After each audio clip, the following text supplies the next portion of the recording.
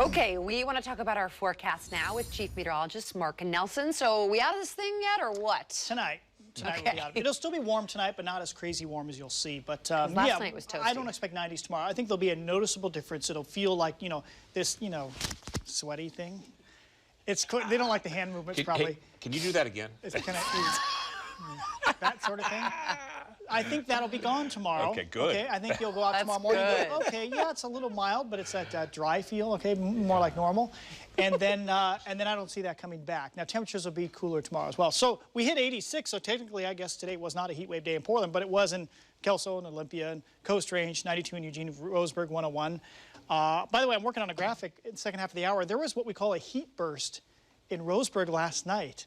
It was 101 at 11 p.m., so I'll explain what was going on there. Really bizarre situation that I have not seen in the Pacific Northwest in the past. But anyway, we'll talk about that in the second part of the show. But then, yeah, just hot east side where there was more sunshine. So 73 in Portland this morning. That was the warmest spot in the metro area. Most of us upper 60s to around 70. Even the outlying areas, this is really warm. And if that number were to hold, it would be our 5th warmest night on record here in Portland. Beating out one of those nights from last year in the big heat wave. That said, it has to stay above 73 until midnight, and technically it has to stay above 73 until 1 a.m. because the weather records are done by calendar day on the standard time. Got all that? So there you go. We'll see if it stays above 73 until 1 a.m. 86 degrees in Dayton right now, Stoller Family Estate. It's, 87 in the Willamette Valley Vineyards camera, or down there, I should say. And look at the nice fog at Newport, 64 there, much cooler at the coastline today. Shiloh and Seaside cam, 67 degrees there. So tonight, 60s, so still pretty darn warm, but not as excessively warm. If you don't have air conditioning, yeah, another rough night. In 60s and a few low 70s east side. As for the humidity, here's the good news.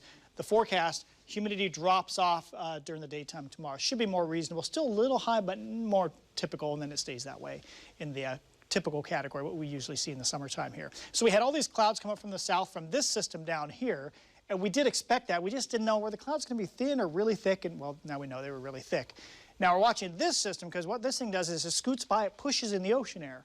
So that's nature's air conditioning. Nature's air conditioning has been off, now it goes on high tonight, and look at the push of the marine clouds into the valleys here. We wake up, it's gray tomorrow morning, clouds break up in the afternoon, same thing, morning clouds west of the Cascades Saturday, breaks up to afternoon sunshine. That's typical summertime weather for us. Sunday, notice a thinner marine layer, not as much cloud cover. So Sunday, temperatures go back up a little bit. So tomorrow, we start gray.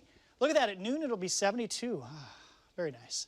And then about 83, far less humid at 5 and 6 p.m. We've got the big push of ocean air, and that keeps us cool through Saturday, or at least down to normal. I do think Sunday might be on the edge of hot, but it won't be humid. And then Monday, Tuesday, a little cooler again.